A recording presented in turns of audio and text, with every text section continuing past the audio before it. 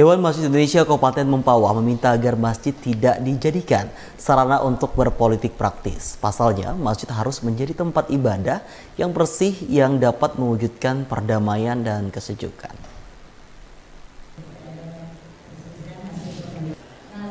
Dewan Masjid Indonesia Kabupaten Mempawah bersama Takmir Masjid se-Kabupaten Mempawah bersilaturahmi dalam memperkuat ukhuwah Islamiyah sekaligus membahas peran penting masjid sebagai tempat ibadah.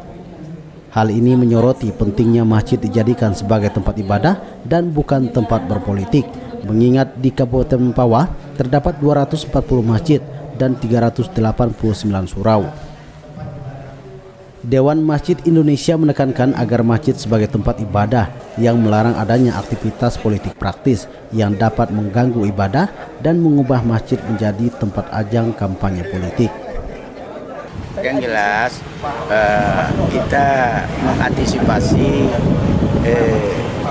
menghadapi pemilu di tahun 2024. Jadi saya berharap kepada seluruh takmir masjid yang ada di Kabupaten Mempawah ini agar betul-betul masjid itu digunakan sebagai fungsi masjid. Nah, kita tahu bahwa di Kabupaten Mempawah ini masjid ada 240 masjid yang tersebar di kemudian surau itu ada 389 surau.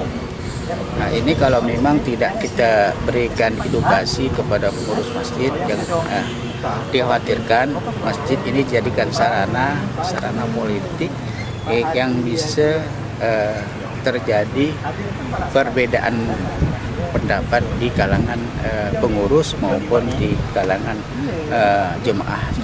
Ya, pertama takmir masjid ini adalah orang yang mengelola manajemen sebuah masjid, di mana masjid ini adalah tempat yang sangat sakral karena disitulah orang akan mempersembahkan penghambaan dirinya kepada Tuhan, kepada Allah Subhanahu Wa Taala.